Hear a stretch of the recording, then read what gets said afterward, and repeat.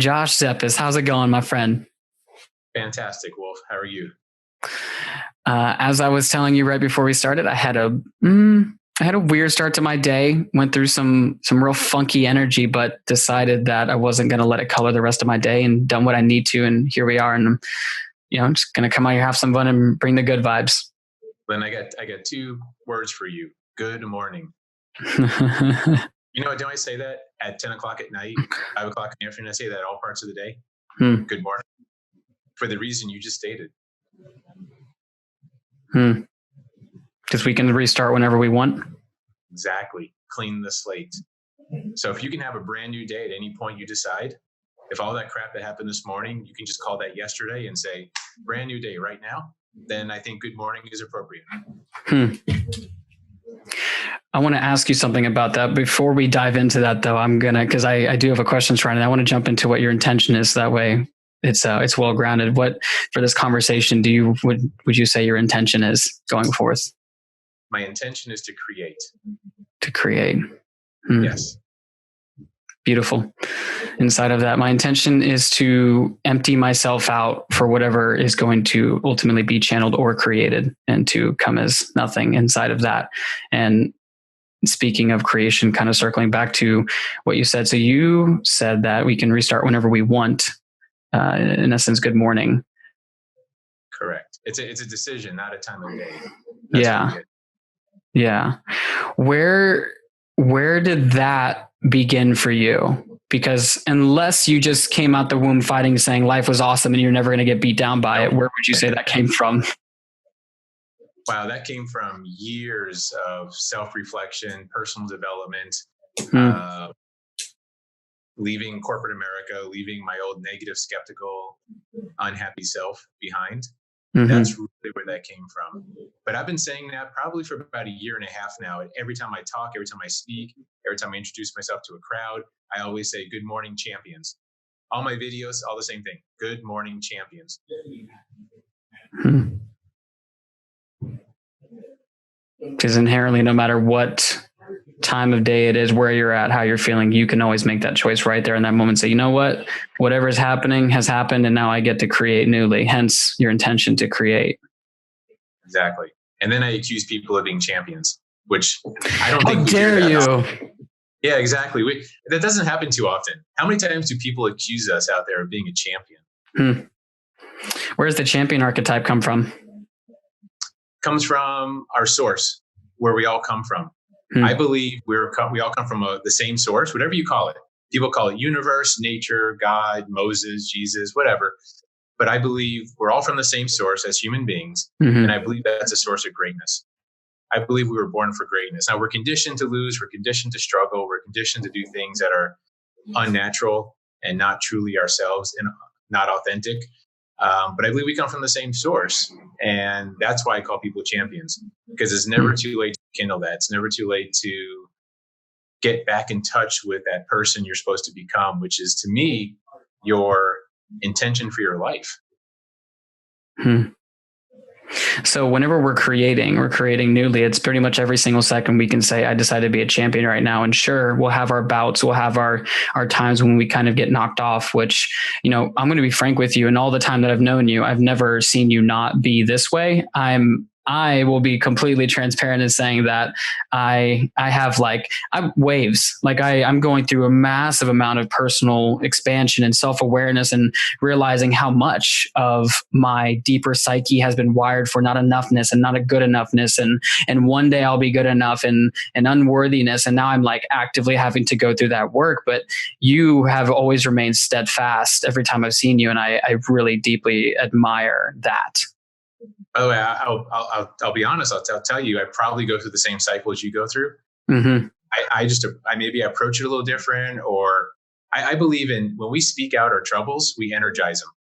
I mean, speech is a way to energize a thought. So I'm very, very careful in what I say and how I project those kinds of things, because I'm listening, right? Every time we speak, we're also listening to ourselves. But the thing about champions, let me just go back to the champion point, is champions aren't those people that don't struggle. Champions struggle. Champions lose. Champions have lots of problems. being a champion doesn't mean you're not struggling, not having issues, and not going through these waves. I think a champion has two things. A champion always remembers they come from the source of greatness, and they never, ever give up until they express that greatness. That's my definition of champion. Not that they don't go through troubles, they just never give up until they fully express the greatness they're supposed to bring to the world. And what is that greatness that you're wanting to bring to the world?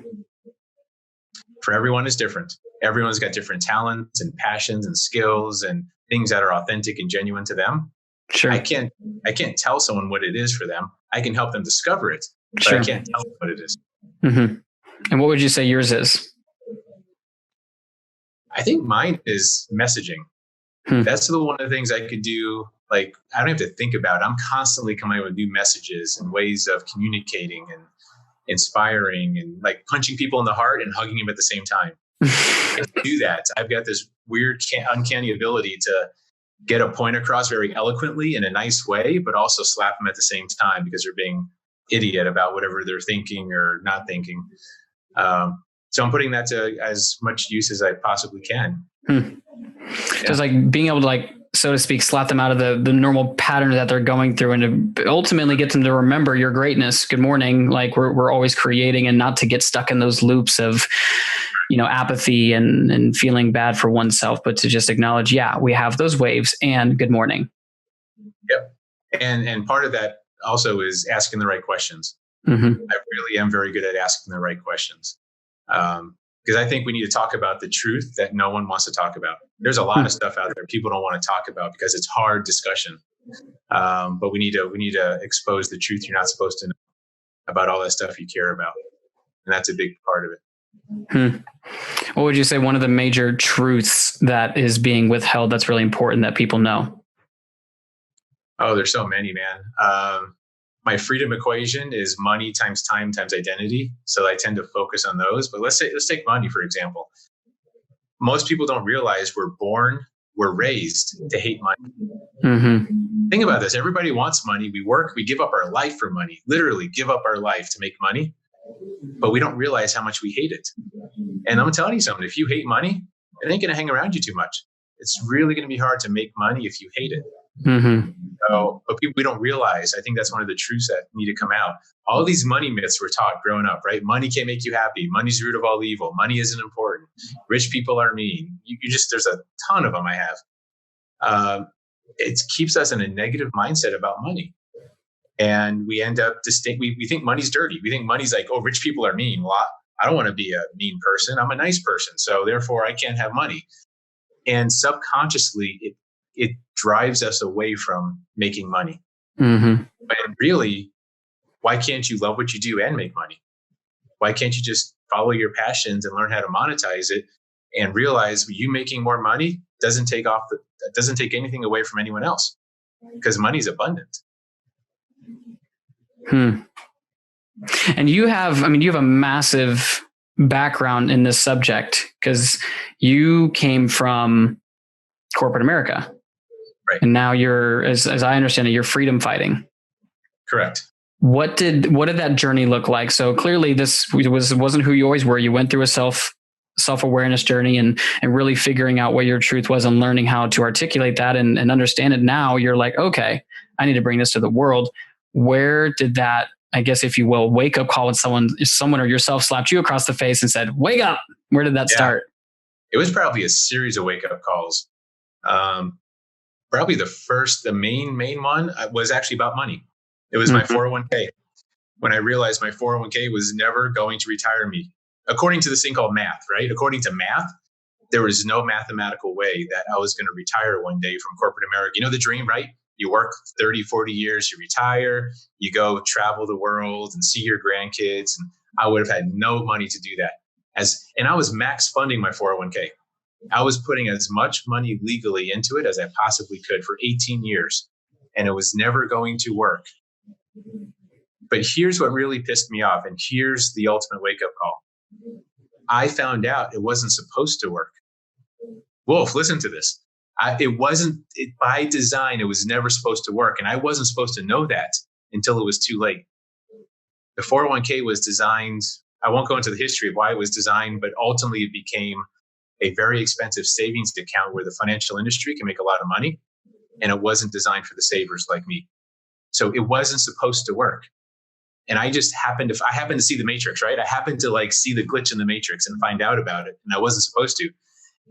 But once I saw that, I started unraveling everything else. I was looking into health, into my business, into everything I thought I knew, I questioned. And that started, when you start opening up all the cabinet doors, right? Then you just you finding all this kind of stuff that you weren't supposed to know. And then I saw that as a blessing. It was a blessing to me because I thought, look, there's only one thing that scares me. Not much scares me, really. One thing really does scare me, though. Thinking that I could still be sitting in that gray jail cell of a cubicle right now, doing what I thought was right for my family and for my future, and it was never going to work out, and I wasn't supposed to know. That scares me, that I would not have gotten that wake-up call. So it's now become an obligation for me. It's a responsibility to help other people with that wake-up call and help them escape if they choose to at least give them the choice. That's why I do what I do. And you were living the American dream, air quote, American dream. Yep, air quote unquote, American dream. A multi six figure, climbing the corporate ladder, parking space, stock options, all this kind of stuff going on. It was great. So I thought. But the thing is, I still wasn't making enough money. I still wasn't as happy as I really wanted to be. And I wasn't free. And freedom is my new favorite F word. Not my new, it's been for a few years now, but it's my favorite F word since I left corporate America. Which probably your favorite F word then was somewhere on the opposite side of the spectrum. You can guess what that one was, but I still say that one too. That's still a pretty good F word. It's very handy, but it's not my favorite anymore. No. We actually do allow cursing on this podcast, so you do. Imagine. Yes, totally. Well, fudgety fudgesicles then. Yeah. So in other words, what he's saying was he was living a life of fuck versus freedom. And it was just constantly being stuck in that space. Yep. Wow. Okay. So is there, because I won't lie, scratching my curiosity is there any inherent value in knowing what was the catalyst or what was the hidden truth around the 401k piece specifically that had it be, oh shit, I am in the matrix? Yeah. I mean, it just comes back to that, the entire plan. I was such a believer in the 401k, like it was almost like a religion. I just assumed it was going to work. I was told by my company it was going to work. I was told by my friends it was going to work. I was told by Fidelity, who ran the plan. The financial industry said it was going to work. Everyone lied to me. Now, my friends and my family didn't lie to me on purpose. They just were parroting, as what I call it. They were just repeating what they heard. Sure. But being lied to about something so important.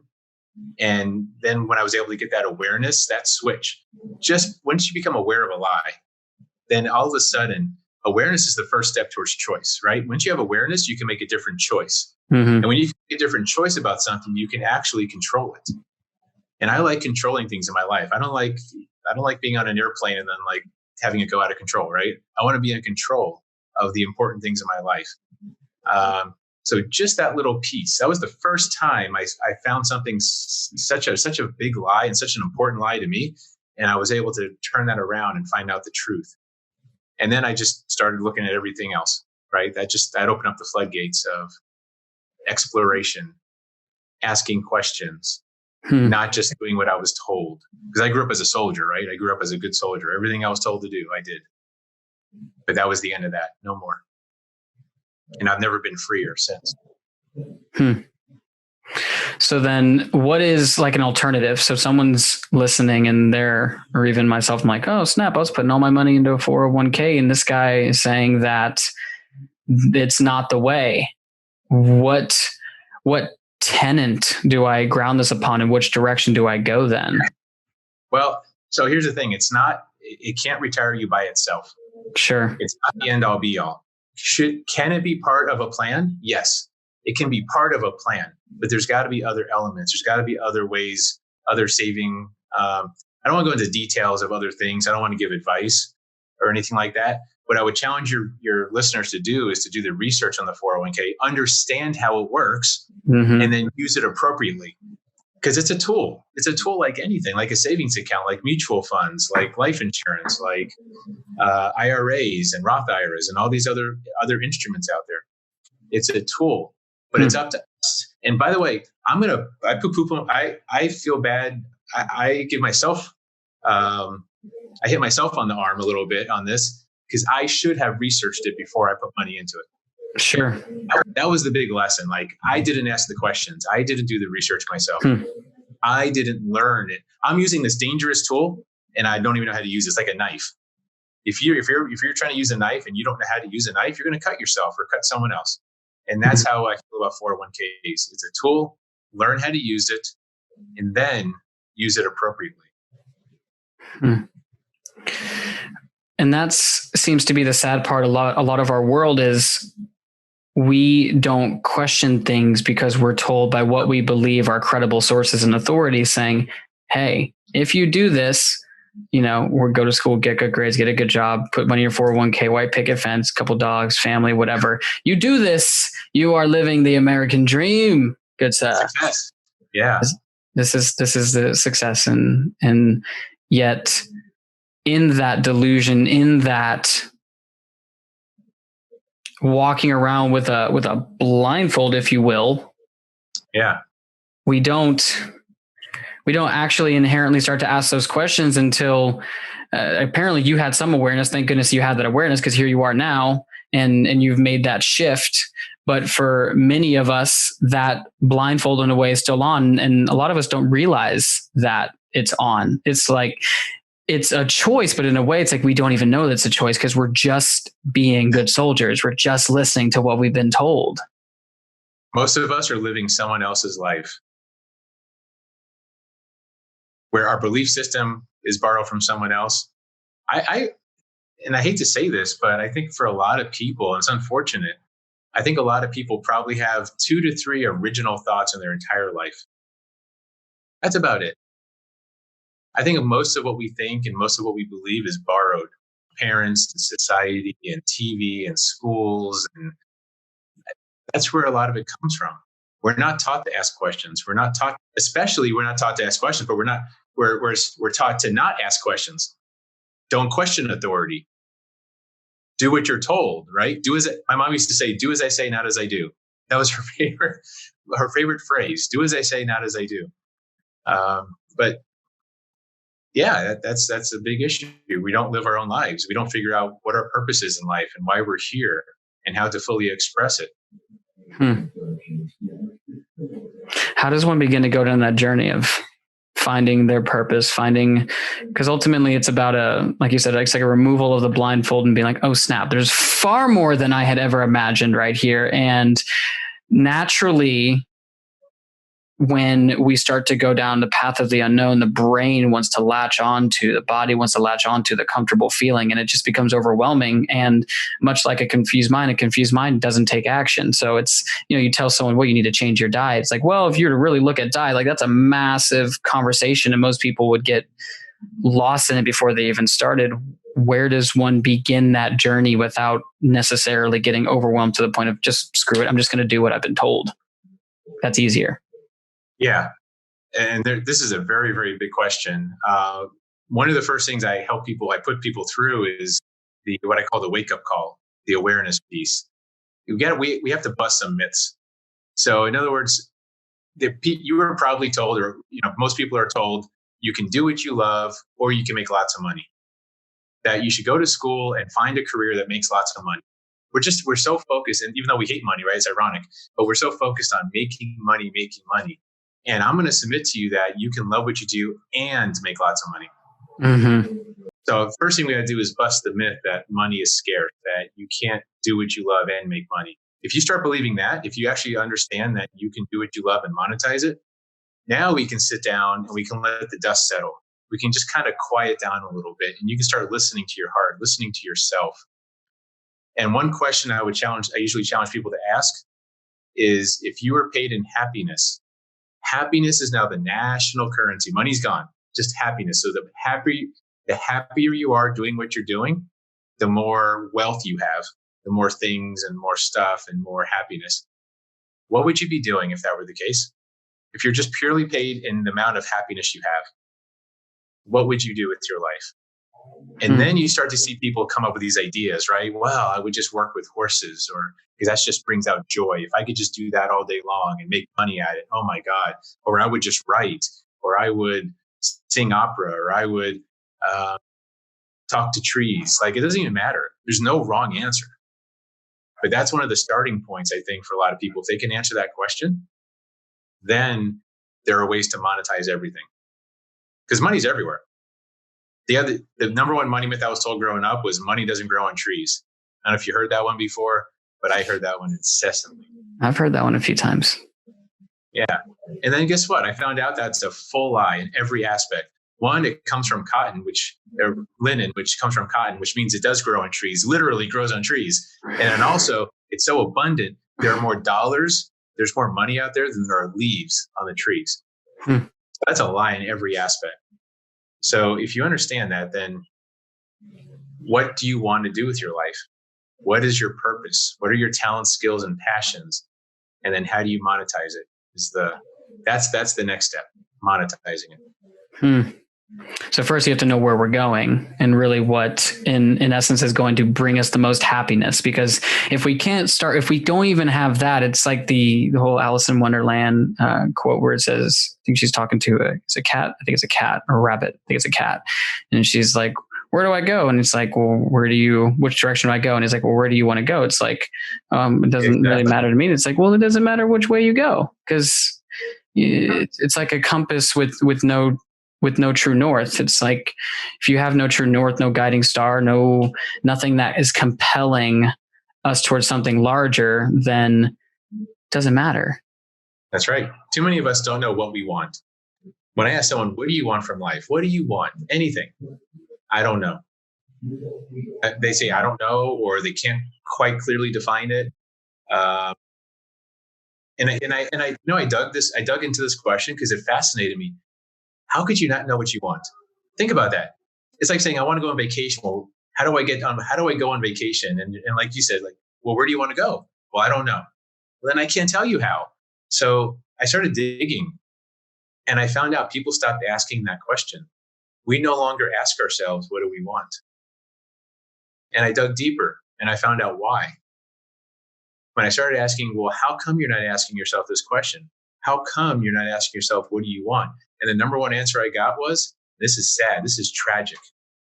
Number one answer I got is, what's the point? What's the use?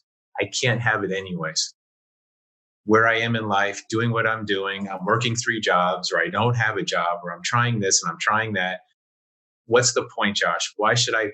Yeah, I want that nice big house. Yeah, I want to be able to travel the world. Yeah, I want to be able to open up an arbory or a sanctuary for cats or whatever. Doesn't matter. It'll never happen. People have already given up hope. When you give up hope, when you become hopeless, you stop asking that question. And that's a shame. Because then you're aimless in life. You have no destination, no reason to wake up in the morning.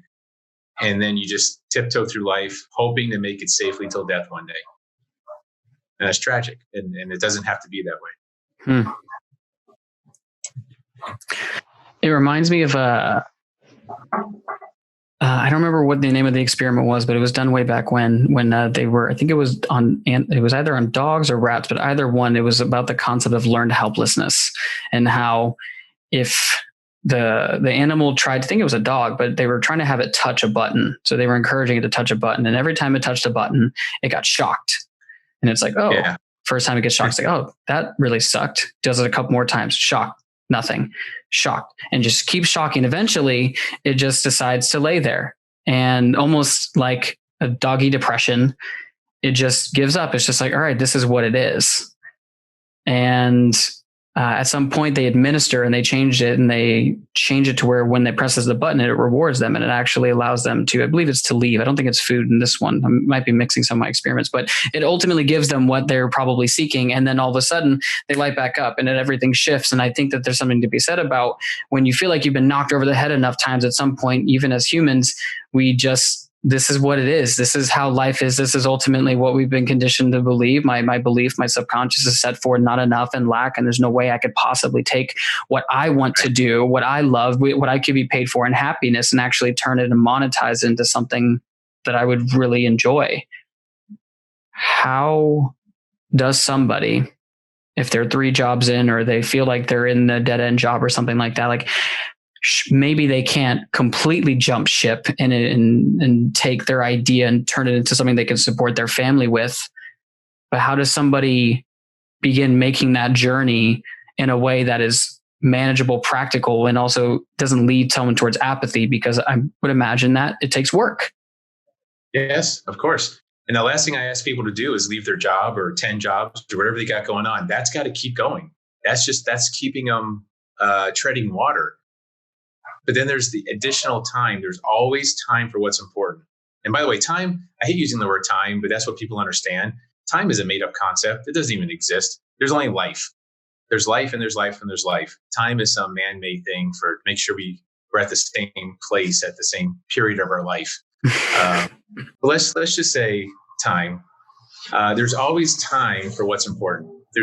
Even if you start small or start something very simply and you start developing that, there's always time for that. And yeah, will it take some sacrifice up front? I always say short-term sacrifice for permanent gain is okay.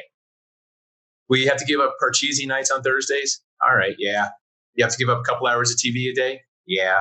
There's things you're going to have to give up to start building something on the side from your other jobs. But it's not forever. It's only temporary, right? Until you build that thing on the side where you can now leave your jobs. You can fire your bosses. So it is a process. But it has to go back to what do you want? It always goes back to what do you want? And here's the weird thing. People say, well, isn't success hard? Isn't it hard? Man, you're going to make me like start building a business on the side. You're going to have to make me like go express my passions on the side. That's a lot of work, Josh. Isn't that hard? Yeah. Yeah. It's freaking hard. Nature requires work for the harvest, right? You have to plant the seeds to get the harvest. That's a natural law. There's no way around it. But you know what else is hard? Working 3 jobs and having nothing to show for it. Doing that for the next 30 years and still struggling and still hand to mouth, right? That's hard too. So I just ask people, I say, pick your heart. This is hard and that's hard. The only difference is what you get in return. Choose your heart. That's it. And then they can make the choice.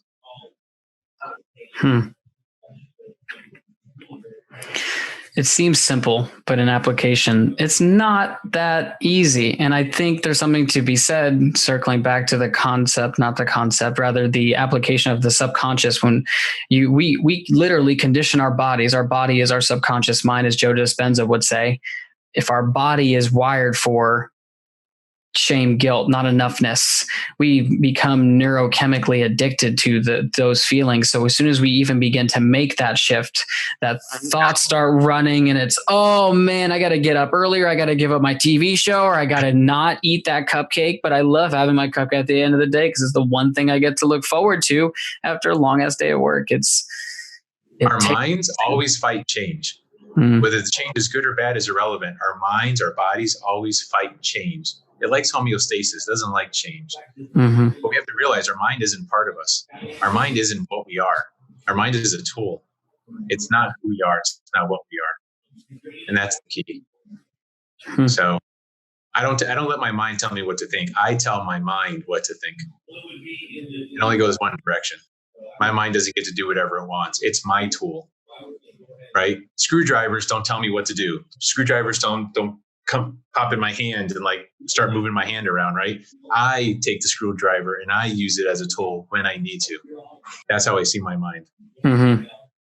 So you don't really let any thoughts pass through your mind that don't serve you. Or if they do, they exit. I just let them go. It's okay. I'm not a fan of resistance in that sense, because sometimes, things do pop in my head. But if they're not serving me, then I forget them quickly. I'm very good at forgetting. Maybe too good. Do you think that leaves you pretty present? then? Like you just spend a lot of time very present with yourself? Because I would imagine the thing that most often pulls us out of the present moment is either thinking, ruminating, or contemplating something outside of our current experience. Yes and no. I'm probably not as present as I would like to be, or as I probably should be. I'm definitely not in the past. I'm very good about forgetting the past, but I do often spend a lot of time in the future. I do spend a lot of time creating and imagining what if, and like trying to create some cool stuff for the future. I don't tend to worry about the future. I don't stress over the future. But I do try and plan. I do try and think of, I'm a what's next kind of guy. Like when I do something, I'm like, oh, that was awesome. What's next?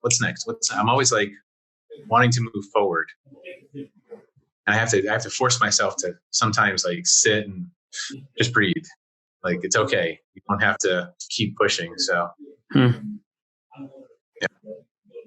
Is there any kind of practices that you adhere to perhaps on a daily basis, or just like habits that like, okay, these are the things that I have to do in order to keep myself on track, moving towards my goals, dreams, aspirations, my purpose, if you will?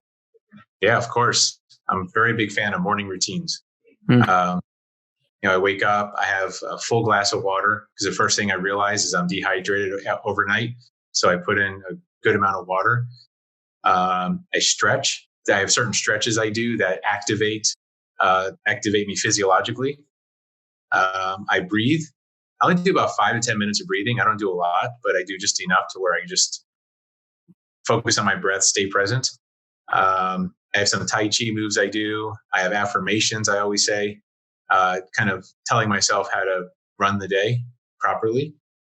And then I get to it. And then from that point forward, because I believe in starting my day with intention. You talk about intention, right, at the beginning of your podcast here. Intention is so important. If you don't live intentionally, if you don't have an intentional life, you're going to have an accidental life. And I don't like accidents. Accidents aren't like, they're not associated with anything good. Like nothing good ever happens by accident.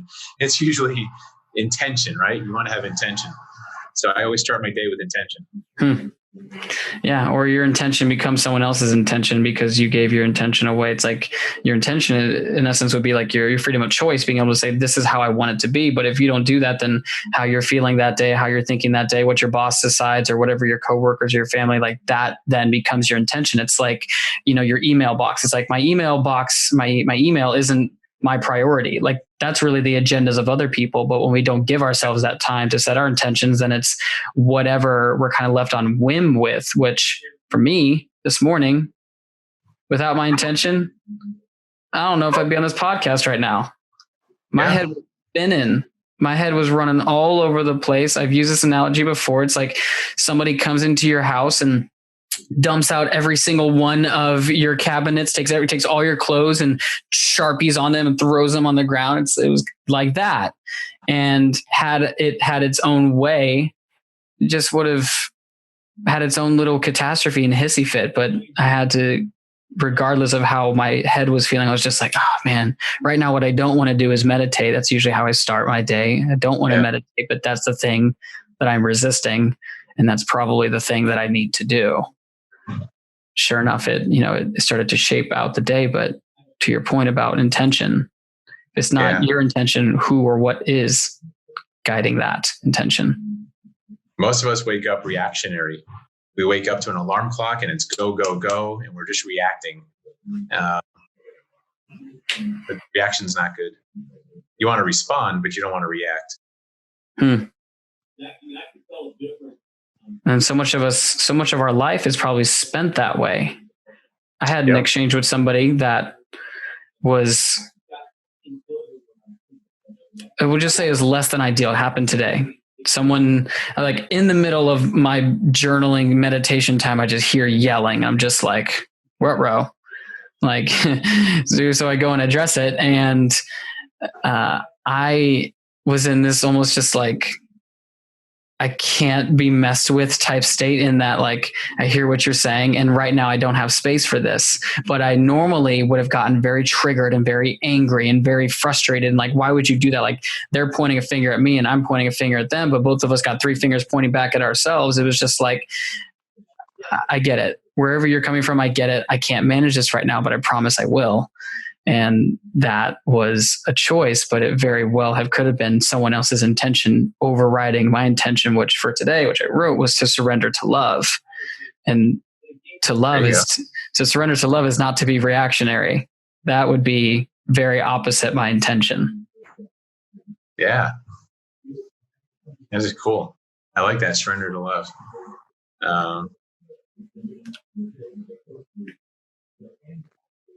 Yeah, it kind of freaks people out when I tell them I haven't been offended or angry at a person in years. It's been years. Yeah. Well, look, I used to get very angry. I used to have road rage. I used to have all kinds of issues, and they never worked out well for me. Not once did getting angry actually make the situation better. Never once did it actually move me forward in life. So I said, screw it. I'll just stop doing it. And just like that, I stopped. The weirdest thing. It never popped up for you again, or you just managed it? I think if it starts, it goes away very quickly. There's always that initial sometimes where you didn't even see it coming, but then it just goes away. Because I guess I look at people more now with compassion than with anger. So here's what happened. This is an interesting story. I used to get road rage really bad, very bad road rage, especially here in Orlando. It was always like a race. I had a 45-minute drive to the office, always a race. And someone said to me once, he says, what if that person that cut you off, that's kind of like going around you and giving you a hard time and cutting you off, what if their kid was in the passenger seat and had just cut off their arm and they're rushing them to the hospital? What if they were racing to go see their dying mom in the hospital because she only has, a half an hour to live or something, or coming out of surgery? Or what if you gave them the benefit of the doubt? That's what this person said to me. What if you gave them the benefit of the doubt that they're not just being an asshole, that they actually do truly need to get somewhere faster than where you need to go? What if you just assume that always? Whether or not they're being an asshole is irrelevant. What if you just assume that? And when I started assuming that, I was letting everyone by me. I was like, look, it's okay. You want to pass me? No problem. It was no longer a competition. I no longer got offended by that. It was like, hey, you obviously have somewhere to go faster than I do. Go right ahead. It's not going to impact my day. Where it used to, right? When I used to get mad, it would throw off my entire day. That one little incident in the morning of road rage would make me pissed off the rest of the day. And it would affect my performance at work. It would affect my relationships. Since I let that go, my goodness, it's like, and I just love that. So I started doing that everywhere, right?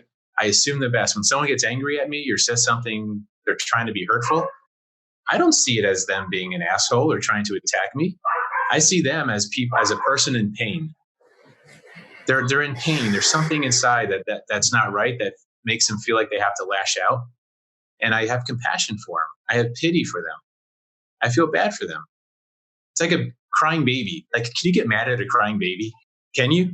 You can't get mad at a crying baby. It doesn't know any better. Somebody could, but I hear what you're saying. But in general, you can't, right? In general, you just can't get mad at a crying baby. It's just what's so. That's how I see people. I see people like crying babies shitting in their diapers.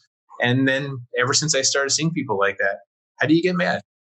Just full of compassion and love, pity, offer help. I can change your diaper for you if you want. I can help you. Oh, no, you don't? Okay. Sit in your shitty diaper. I'm going to take off now. I'm going to go leave. And it's okay. And everyone's still. You wouldn't say that's in necessarily a condescending way. It's more of just like a way of looking at it, interpreting it as you're just in your stuff, because that pointing at what I was mentioning earlier, the person that was, had the lashing out, so to speak, in the moment, what naturally wanted to react was, some meeting that energy. But instead I literally sat down, I was just like, I get it.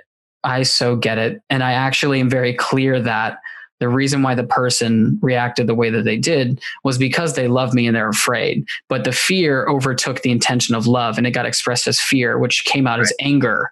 Why didn't you, that whole situation, which when you look at it, it's like you're swimming in your own shit. And And it's hard when you're in that, right? Your lens, your colored lens blinds you from being able to hear that what you're trying to say is being wrapped in shit. I mean, like the intention was, the original core intention was probably good, but it's like the old saying, it's not about what you say, it's how you say it, because it does matter. How you say it does matter. Now, ultimately, how we receive what is said is ultimately up to us, right? Like you said, like you get to choose to say, I will not let this knock me off. Matter of fact, I'm going to bring compassion. I'm going to bring empathy because you have whatever you have going on. And there's something to be said about everyone taking good, right? You said so the intention is good. So if the intention is good and it's surrounded by shit, why not focus on the intention? Why not just say, look, I know your intention was good. I'm going to ignore the shit and leave it at that, right? And that's how I approach it. I don't worry about the shit that's surrounding it. I know they don't mean to cover it in shit. It's not their, they don't want to cover it in shit, but it is covered in shit. So I don't touch it. I know there's good intention and I don't get because of it. I only focus on the good intention. And that's me. Wow. Yeah.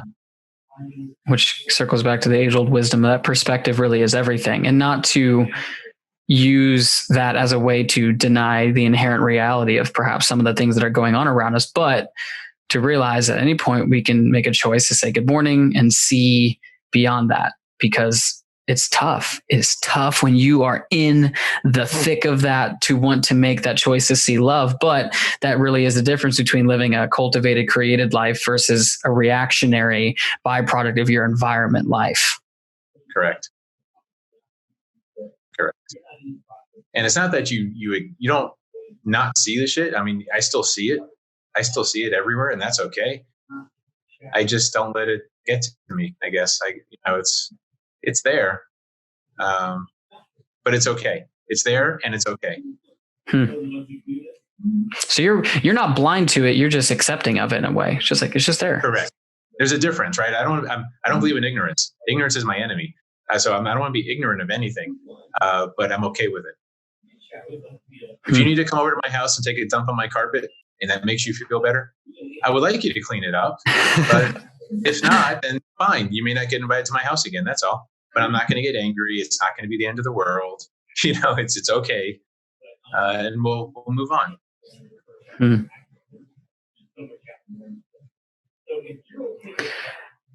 How you occur to me as being someone that how you orient yourself in business is how you orient yourself in your family, how you orient yourself in your practice. I mean, even right now you're wearing a Spartan, what do you call Spartan Races, correct? Mm-hmm. I imagine that you're the type of person who really has this integratedness where how you be in one place is how you be in all places, which I don't relate to many people like that, because it's easy to have to put on faces here, put on faces there, put on faces there, and have to be different people wherever you're at.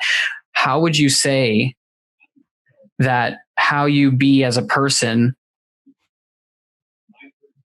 directly impacts your choices? For example, taking on, I'm going to do a Spartan race, like really what has you want to do Spartan races and things like that, because I'm making a weird turnaround here, but I have a feeling there's a deep connection between your love for Spartan races and how it reflects on you as a person.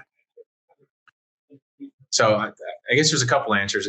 You had a couple different questions in there. So yes, I don't believe you can have a good home life. I don't believe you can have a bad business and a good home life. I think if you're a good person, you're going to be good in business, you're going to be good at home. So I don't think do that. You can't separate the two, in my opinion, not successfully long term. Because business is about relationships. Every business, if you don't think your business is a relationship business, you're going to be out of business really fast. Mm-hmm. So if that's a relationship business and your home life is a relationship business, right?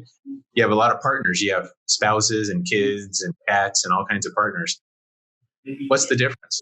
You can't fake it here and be real here, or vice versa. I don't think that's possible. As far as the Spartan races go, I'm big into, I need reasons to do things. I think we all need reasons to do things. I like staying in shape, but to go to the gym just to stay in shape, that's not a big enough reason. I need accountability. So I compete. It was bodybuilding for many years. There's reasons I left that. And now Spartan Race is my new form of accountability. That's all it is. It's accountability. It's fun. I enjoy it. It's a 1%er activity. And it holds me accountable to staying in shape, to training, to eating right, all those things. And that's really why I do it.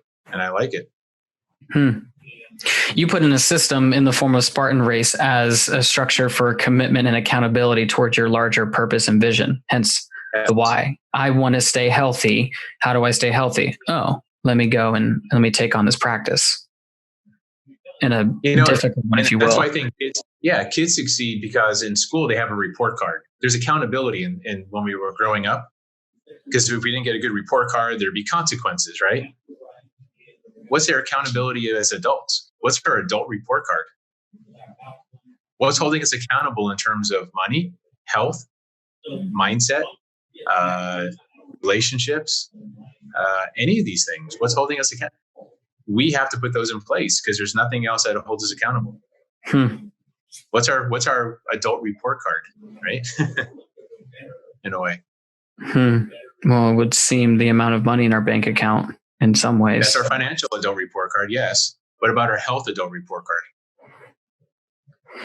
Yeah, unless you're compelled by something larger, like you're saying, wanting to see your kid graduate or play with your grandkids, I would say that there's no inherent, embedded report card for that aspect.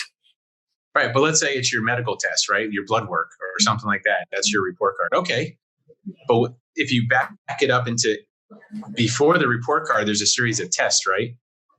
You learn something and you test yourself. You learn something and you test yourself. To me, these Spartan races are my tests. If every race I'm getting faster, I'm getting better, I'm getting more skilled, I'm beating the person I used to be, I know I'm passing my tests. And then when I go get my blood work, when I go to the doctor, that's my report card. My doctor says, "Hey, your cholesterol's down. Hey, your blood pressure's down. Hey, you're healthy. Hey, you've got the fitness age of a 20-year-old." That's what my VO2 max right now says. I have the fitness age of a 20-year-old. VO2, huh? VO2 max. You never heard of that? It's how well your body utilizes oxygen. No. It's a exercise term, physiological term. Very cool. Yeah. Okay. And what would you say inside of Spartan Race? What would you say has been your 1 to 3 biggest things you've learned, life lessons that you've learned through being inside of that 1% context? That there's always a finish line. I've had people ask me, they're like, because they see some of the stuff I do in Spartan Race and I go through mud and I'm climbing up these muddy ropes and swinging on this and scaling mountains, all kinds of weird stuff. They're like, "Don't you get tired? Don't you feel like quitting?" And I'm like, "Yeah, I guess that happens, right? You get to a point where you're like, how much more? I'm tired." But you know what I do when I show up to a Spartan race? The first thing I do is I go to the finish line and I look at it and I make sure it's there. And then during the race, that mental picture of the finish line, every time I get tired or scrape something or I'm bleeding or I'm just like, oh my goodness, how many more 60-pound sandbags do I have to carry? I think of that finish line. I know that if I keep going, there's going to be an end. There's a finish line. There's a win coming. If I don't quit, I will eventually finish and it will all be worth it. That to me is one of the biggest lessons of any competition, is to know that. And that's the thing. Most people, going back to what do you want? That's your finish line. Most people don't have a clear view of their finish line. And that's why when they're tired, when they're beat up, they're bloodied, they've been tackled, they've been hurt, that's why they give up, because they don't know that there's a finish line and they don't know where that finish line is. That's my biggest takeaway from Spartan races or any kind of competition like that, is being able to push through any adversity and finish. Which brings full circle your importance. And you were saying that if we don't have a purpose, if we don't know where we're going and why we're going there, ultimately it doesn't matter. You take that time, you look at that finish line. We've heard this. everywhere at this point, it's just common knowledge. Visualization is used by all of the top athletes that have ever really done anything of, superior excellence and success and achievement and things of that nature. They all point at the same thing, which is, I saw it before I did it. And I will be frank in saying that, I do it to a certain extent, but I probably haven't done it. Honestly, I probably haven't done it as rigorously as I should, because I usually just say, okay, well, I just need to just start doing the work. But when there comes a time when you're confronted with yourself, which as you're going through a Spartan race, you're going through life, you're going through those things. If you're not able, when you're ready to press the quit button, when you're ready to back out, back down, to see what you were intending for, that's when most people will stop and they'll quit. You know what's crazier? Most people quit on the 99-yard line. They don't quit just in the beginning. They quit. They pay the price. They're bloody, sweaty, tired, and when they quit, they're 1 yard from success, and that's a damn shame. That's the worst part of it all. They quit just before the finish line because they don't have that vision. They don't realize how close they are. They stop short, 1 inch short, 1 yard short. After all of that stuff, all that effort they put forth and all the pain they went through, they got nothing for it because they gave up. Tragic.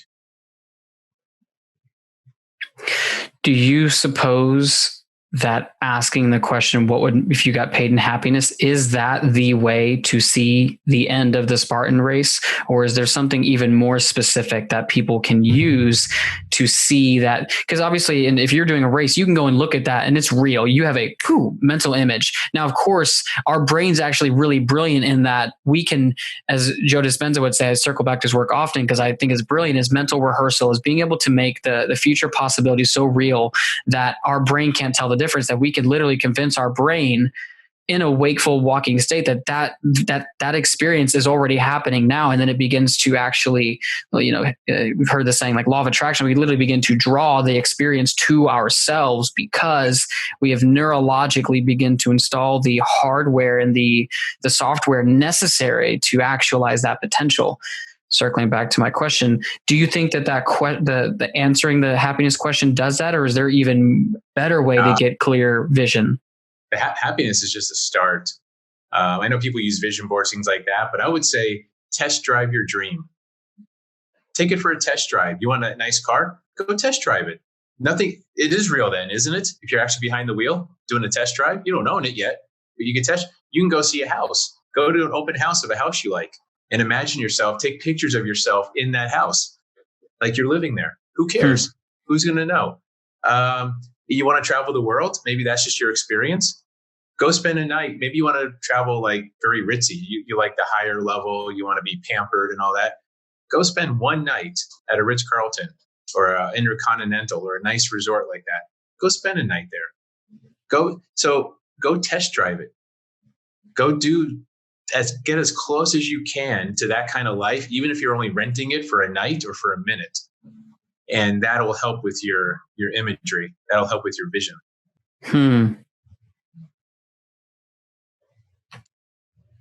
Because then it's not just in our head. We have a practical, tangible way of looking and saying, yes. Touch your dream. Rent your dream. Which in a way also, that's a really great way to figure out if it's not actually our dream, but somebody else's dream. Because if we go and we do the thing and we're like, that wasn't nearly as sweet as I thought it was going to be, that might be a telltale like, oh, that actually was something I got from my dad. Or, oh, that was actually something that I was told by society that's what I really wanted. But when I went and I did it, that wasn't the reality whatsoever, which to me I think is really great, especially if, you're younger or really in stage in your life and you're thinking about pursuing a particular vocation, a path, a career. Instead of going and getting a degree in it and then realize you don't want to do that thing, go find an apprenticeship, even if it's just like a day, or like interview the person that's doing that type of work. Yes. Interview your future. I always tell people that. Interview your future. Go talk to someone who's doing it. Why not? Oh, yeah. Or something I always recommend people do, carry $100 bill in your wallet always. You don't have to spend it, but every time you open up your wallet, you should see that $100, right? And just know that it's there. And it changes your mindset. When you're in a crowd of other people and you know you've got that $100, you know you're probably wealthier at that moment in that room than 99% of the people there. It just changes your mindset. It changes the way you see things, the way you feel, and how you speak, how you hold yourself. You hold yourself different. In my opinion, you had a $100 bill versus broke versus no money. You're going to hold yourself different in a business setting, let's say. So yeah, there's all kinds of little tricks and hacks and things you can do. And your mission, as it were, in one expression of your mission, that is helping people to create that financial freedom. Hence, and we haven't really even fully dived into it yet, but broke is no joke. Yes. What is broke, by the way, is not money. It's really a mindset thing. Money is just a very small part of it. Okay, so let's dive into that. What's the mindset about? What is broke is no joke in its essence about? Yeah, it's an edutainment platform that's designed to expose the truth you're not supposed to know about all that stuff you care about. So imagine all those people that are stressed out, overpaid, underpaid, underappreciated, working a job they hate. What I love doing is helping them escape that rat race, that endless, pointless, self-defeating cycle that they're in, so that they can get to the next level of freedom. They can go and hit that freedom that they were promised growing up. And that could be physical, mental, spiritual, emotional. It could be money. It could be health. It doesn't really matter. The process is really the same. But it's that awareness piece. It always starts with that awareness piece. So money, for example, here's the thing. No one has a money problem. Did you realize that? Nobody has a money problem. It's kind of like saying people have a body fat problem. You know, two-thirds of our society is overweight. 1/3 is obese. But is body fat really the problem? Or is it their diet, their amount of exercise, their physical lifestyle? Is it? Because the problem is the body fat, right? The body fat is the result of how they live. Would you agree with that? Yeah. So body fat's not the problem. It's just the result. It's the indicator. You can look at someone and look at their body fat and say they're probably not eating right, or if they're, there's something that could be changed, right? Money's the same way. Money's the exact same way. Money in someone's bank account is just the indicator of how they think and what they do. That's all it is. So if we can change how a person thinks and what a person does, if you think like wealthy people think and you behave like wealthy people behave, shouldn't you have what wealthy people have? Am I missing something there? If you think like they think, let's forget about wealthy, because people get screwed up with money. If you think like an athlete and you behave like an athlete, shouldn't you have the physiology and the physicality of an athlete? Shouldn't over a period of time? Over a period of time, of course. But if all you think about is, I need to train, I need to eat right. What do athletes do? They train, they eat right, they work out, they take care of themselves, or right, all that kind of stuff. If you think like that, and therefore you behave like that, you carry yourself like that, shouldn't you eventually end up with the body and the mindset of an athlete? Of course. Money's no different. Same exact thing. This seems to be more than a philosophy. This is literally a way of life, is being able to ask the questions. Essentially, the questions should be pointing at, as we've circled to a couple of times, is the vision. And if I can't confidently say that what I'm doing is pointing at, using your context of, being an athlete, is what I'm doing now actually pointing at that, or is it not? And then ultimately being able to just stand firm in a position around either I'm going to commit to this and work on my health, or I'm going to not. But the in between, where I think so many of us exist in just a byproduct of not being, I don't know, maybe it's like owning up to it. It's like either own you're not going to take care of your health and be like, I'm not going to do it, and that's just what it is, or own that you're going to do it and do something about it. Right. Don't sit in the land of delusion. A lot of people are in the land of delusion. They're like, I want to be healthy and I think I'm doing healthy stuff, but really you're not. And you're not deep down. I used to train bodybuilders to get on stage, to get competition, and train other people at the gym they used to run, they used to own. And people would say, I need to lose weight. What should I eat? I'm like, what are you talking about? You don't need me to tell you what to eat. Here, salad or pizza? Which one? Salad. Oh, okay. Soda or water? Which one? Water. People know what to eat. That's the funny part. We already know. We just haven't made that decision to actually follow what we know. We know the answers. We're not asking the right questions. That's why we struggle.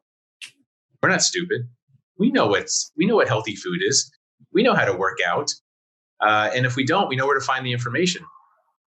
We just haven't made the decision to actually become healthy. We're not willing to pay the price yet, right? We're not willing to do what it takes to get to that destination because we're not serious about it. And to be honest, if we don't have to, we're probably not going to. Like a sense of urgency. Yeah, in a way. There's 3 questions I always say people have to answer if they want success in anything. These are the foundational questions. What do you want is the first one. The second one, most people think it's, why do you want it? That's not the right question. It's why must you have it? There's a huge difference between those questions. Why do you want it? Oh, because boy, wouldn't it be nice to be rich and happy and wealthy and this and that and healthy and feel good? That's the why. I'm talking, why must you have it? Who's going to die if you don't get it? Who's going to get hurt? What are the consequences? See, there's no consequence for us being fat and lazy in this country. In the country we're in right now, there's no consequence. We could be fat and lazy and live 90 years. Well, we won't starve. We don't have to hunt for our food. We don't have to do anything. We're spoiled freaking people, let's just say, in this country. So look, we don't have to be healthy. And if you don't have to do something, you ain't going to do it. Let's just put it where it is. If there's not a must, if there's nothing writing on it, you ain't got to do it. And for that matter, we don't have to be wealthy. We don't have to have money in this country. We can make do with being broke. A lot of people do. So how do you create that must? That's the magic. How do you help someone create a must-have out of something they want, as opposed to a nice-to-have, like health, like money? That's the challenge. Mm-hmm. And would you say that is applicable to certain contexts, but not to others? So, for example, I guess my real question is how do you make that go from I'd like to have that to I must have that? That is actually the real question, because I'm thinking about like, okay, well, I don't have to have an intimate relationship, but I would like to have that. I'd like to be able to have, a partner that I could journey through life with. I don't have to have, a shit ton of money. And quite frankly, I'll be the first to admit I'm one of the people who is learning how to reframe their minds around money, because like it's never been like a must have for me, because I don't have this like super ambitious of like having a bunch of cars and a crazy nice house. Like I live more towards like the minimalist and being able to not need as much and just being like really happy and at home with myself and being happy at home with the people that I love and care about. And but there is a point where you do have to say, how do I shift something to a must have? That's a really great question, because I can't say that, it's the easiest mindset to adopt, because there are just some things I tell myself, like, I'm going to just do it because I need to do it. But I wouldn't necessarily say that it's like a must. Like I don't have to go and work out, 5-6 days a week. I just do it because I know that it's good for me. Inherently, I know when me working out, I feel better.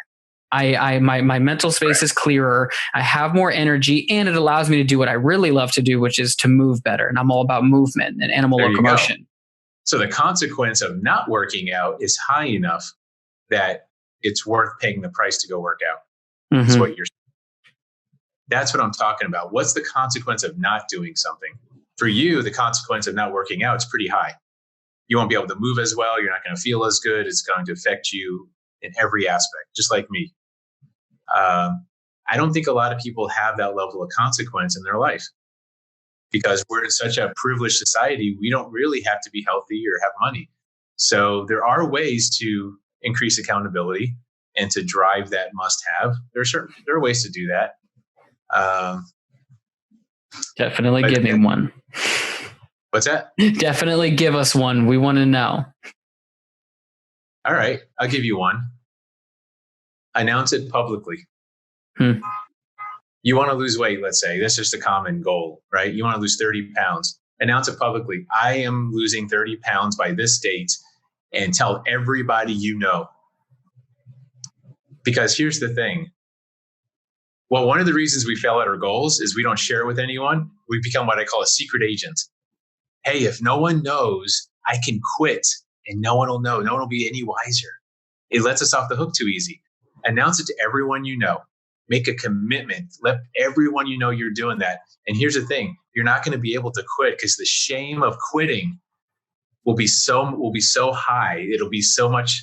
It'll be that'll raise your accountability so high. You're not going to quit. You're going to achieve it. So don't be a secret agent. Let other people know. Announce if you're serious about it. Now, if you're not serious about it, don't tell anyone. But if you're 100% committed to it, announce it to everybody you know publicly. And I guarantee you will get there. Or you're going to suffer the wrath of people like, all the naysayers are going to come out. I told you couldn't do it. And then all these other people are going to like, what happened? That's usually too much for people to handle. So that's just one little way. And hopefully at some point on the journey, you're no longer being driven by the shame and the guilt of what will people think, and more by you do the journey and you come to realize, oh shit, this actually has. So for me, this has benefit for me. So for me, the working out, there was a point where I dropped working out, which I knew inherently was like really good for me, but I was just in a very depressed state. And it was tough sometimes just to get myself to go and commit to one single workout. Like even just one, more I'd wrap my head around how the hell am I going to get myself to go 4 or 5 times a week? But I finally got myself to really start to embody this new principle that I'm taking on, which is the power of one, which is no matter what I do, even if it's like whatever commitment I have, I can at least do one. I don't need to read 100 pages in a book. I can just read one. And if I can get one, that's a win. If I can hit one set of a workout, then that is a win versus when I get into those depleted states, I don't want to go and work out, or I'll say, well, I can't do a full workout right now. I feel like ass. Yeah. But to instill that rule of one, like I can at least do one set, or even if you're like, I can't do one set, like, okay, I can do one rep. Everyone's got the time, the energy, and the resources for one. And you're right. Public shaming, for example, it's a very low level of accountability. Yeah. It works. But at some point it moves to internal, and it's something I call identity. You start setting bars for yourself. You have standards for yourself that you're not willing to violate, else you start losing your identity. That's when things get a lot of fun. Now you don't care what anyone else thinks. Now you're not worried about publicly announcing. Now you're doing it because you have to stay the person that you are and to keep growing. Otherwise, you recede. That's when things get a lot more powerful and a lot more fun. But most people aren't ready for that level yet. They haven't yet found their identity, and they're not ready to build their identity up to a place where they have some minimum standard of excellence. So, but yeah, you are correct. That external shaming it works, but it's definitely a lower energy, lower level form of accountability.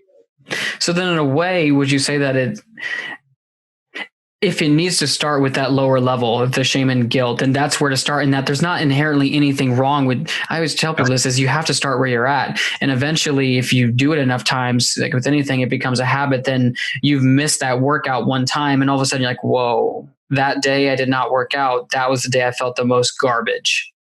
Right. Yeah. And if you need to start with shame and guilt and all that, start with it. Not a problem at all. Because here's the thing. If you use that as a tool, and let's say you do lose the 30 pounds, right? Let's say it works. You lose your 30 pounds.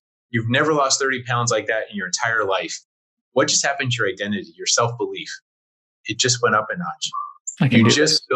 You just raised the bar for yourself. So now next time, maybe you don't need as much external shame and guilt, maybe a little bit. And as you raise that bar, eventually it goes internal and you just keep that bar moving upward. Yep. I think this is really great and important to point at, because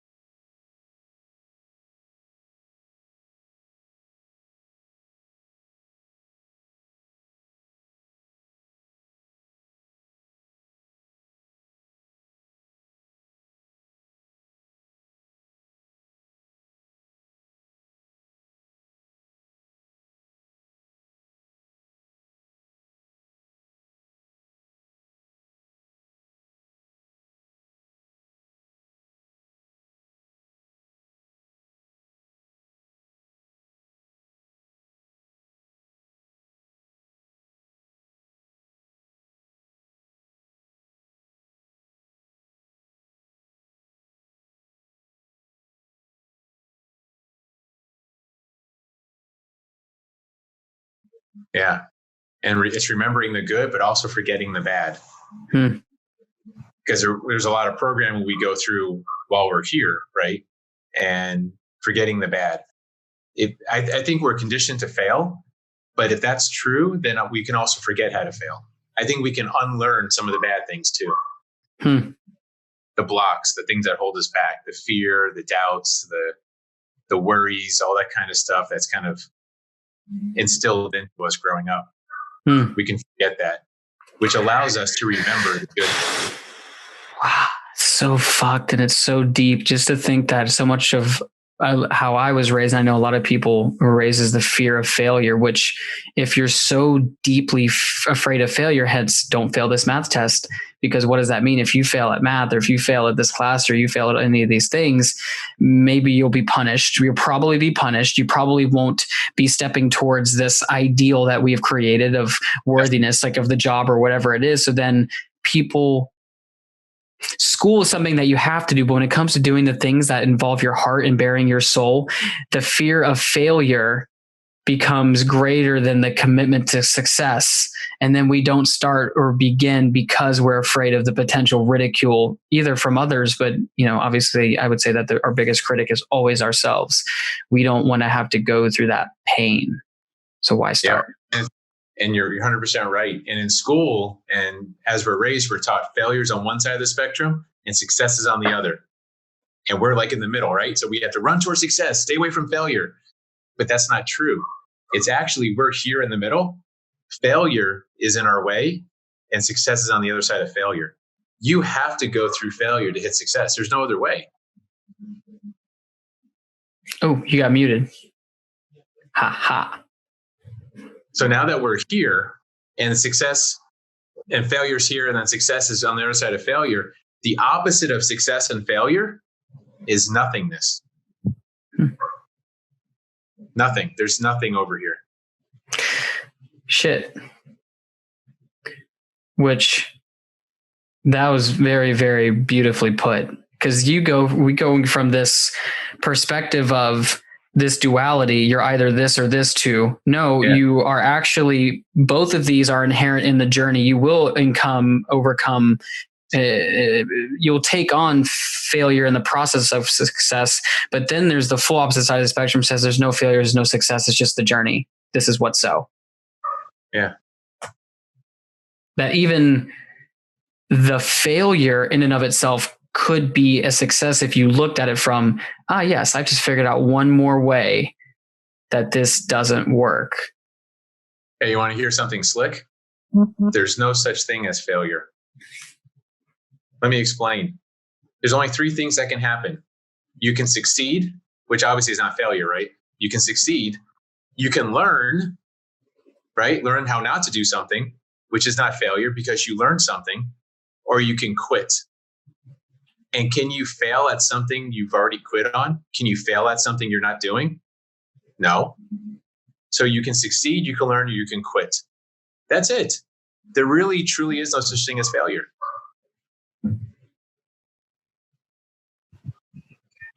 But we fear it like it is the plague, like it is Corona. We fear it like it's Corona. On the surface, we do fear failure, but deeper down, we actually fear success. And I've heard both. That's where our truest fear lies.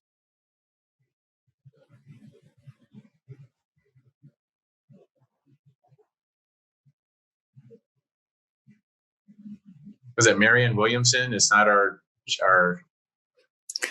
It's not our darkness that we fear the most. It is our light, or something like that. It is our light that we fear the most.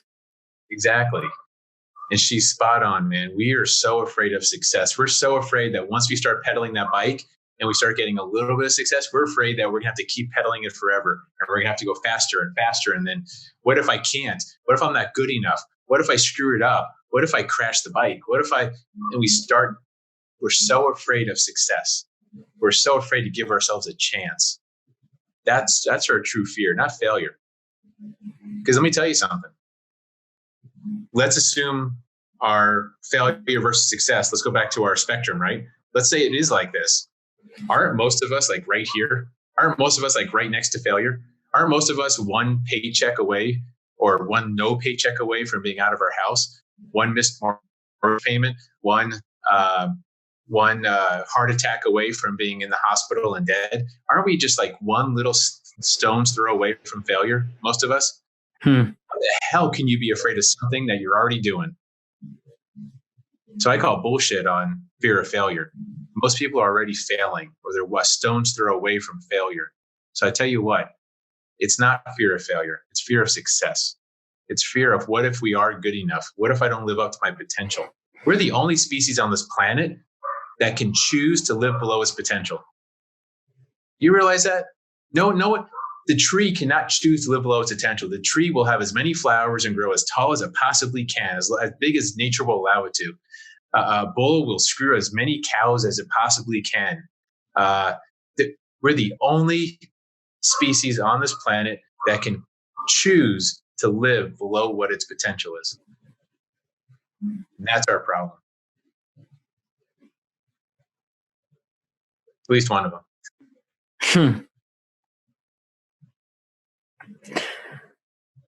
How do we then begin to overcome our fear of success? And as it seems like every great mission is founded on, is striving towards our inherent potential.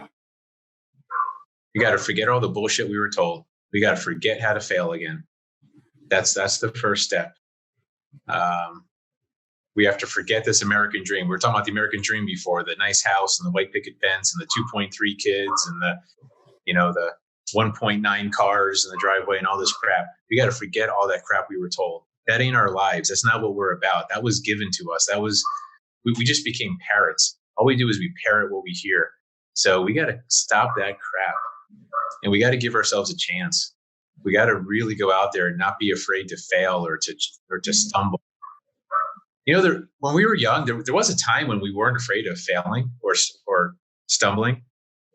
Learning to walk, like we had no fear. Most of us are walking right now, if we're able to. And that's because we just didn't know how to stop. We didn't know how to quit. Learn helplessness. You talked about it. We have to learn how to quit. We weren't born knowing how to quit. That's why most of us walk. We didn't fall 80 times as a 2-year-old or as a 1-year-old and say, I guess this walking thing ain't for me. I'm just going to crawl everywhere. We didn't do that. We had to learn how to quit. So once we can forget how to quit, there's no bounds anymore. We're off to the races. Maybe we shift the perspective from a learned helplessness to a learned successfulness or a learned gratefulness, greatness, potential. It's being able to put ourselves in a position to say, I will continue to do what I need to do until the thing from which that I am aiming towards is fulfilled upon, no matter how many roadblocks, obstacles, or how many times I really, our greatest adversary is ourselves, no matter how many times I have to confront myself. Let me paint my vision of a future world. Imagine this. I believe in free trade. I really do. Imagine a world of what I call personal free trade, where everyone takes their gift, they maximize it to the fullest. Everything they produce, they share with another person. So my gift is different than your gift, right? Whatever I do best, I just do that to the best of my ability. So I do it less expensively. I do it more efficiently. Because here's the thing, if you do what I do best, you're going to be slower at it. It's going to cost more. You're going to be less efficient, and it's going to be poor quality. Same if I do the same. Mm-hmm. So what if you do what you do best? I do what I do best, and we trade, we share. I guarantee you there won't be hunger. There won't be war. All this stuff, all this stress and hatred and racism and misogyny and all the stuff that goes on, that all goes away. It all goes away because that's all created anyways. That's all fake and false and created by us. That's not natural. Hate is not natural. Love is the only natural thing that exists. Outside of that, everything else has been created. What if we had a society like that? What if everyone just did the best they could and shared with everyone else? That's my vision. Personal free trade. I love that so much. You just re-presenced to me what I believe in a way like my purpose is in this life as a really large grand scheme is that every single person that it can really go beyond me, but at least starting with me, that every single person I come into contact with knows that I was a stand for them to be able to unapologetically live their truth and love themselves and the people around them without boundary. And that idea of free trade points at a world removed of greed and overindulgence and hoarding and everything else. And it just points at how can I take what I'm good at, that I love doing, and support you and vice versa. That's it. So you're living in your own personal authenticity and happiness. Other people are living in theirs, and we're sharing the bounty, so to speak, the harvest. And those that don't have the ability, that can't, there's plenty left over for them. There's just the only downside is there's no war, and war, I guess maybe drives production and the economies. But so many things go away. I guess divorce lawyers might be out of work. There's things. There are industries like I think the legal industry might have some issues, right? They're not going to like it too much. That's going to kind of crater. So yeah, all right. There's going to be some ramifications to, of course, to the. Pharmaceuticals and everything starts to trickle down because there's happier people. Yeah, pharmaceutical, that industry's gone. Wow. Holy moly. A bunch of doctors will be out of work. There'll be fewer surgeries, fewer disease. But you know what? Like I said, I'm willing to make that sacrifice. Willing to do that. If people want to get connected with you, my friend, what's a good way for them? Yeah, simplest way, social media, whatever their favorite social media is, Broke is No Joke. And then my website, brokeisnojoke.org. You can set up a conversation with me. You can see some of my online classes, coaching, whatever. Say hi. It's all good. And if someone's listening, we've talked about a great number of things. What is one thing if they want to not live as a bystander, to live below their potential, to enter a state of learned helplessness and to get to the end of their life and, have that, one of the top 5 regrets, number 1 being, I wish I'd had the courage to live a life that was true to me versus the life that others expected of me, but to begin living that life now. What is one thing that somebody can take and actualize on their potential? Okay. I would give them this challenge. I would tell them to sit down one day, clear their thoughts, like a time when they can't be interrupted, sit down and write their ideal eulogy. You want to talk about the ultimate goal setting? Write down what's going to be read at your funeral with clarity. And I mean severe clarity. Like, who's going to read it? What exactly are they going to say? What are the names of the companies you owned, or how did you impact the world? What was your legacy? Who's showing up there that said, hey, before I met Wolf, I was here. And then after I met him, I was here. And this is the impact he had on my life in this specific way. I mean, I want to know their names, their ages, how you met them. Write your ideal eulogy. And that becomes your guiding light. That becomes, now you're going to spend the rest of your life making that eulogy come true.